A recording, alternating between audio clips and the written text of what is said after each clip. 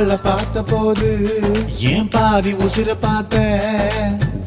உயிரும் தான் பேசும் பாஷையே மூச்சுக்குள்ள கேட்டேன் அவ எதிர வந்து நின்னா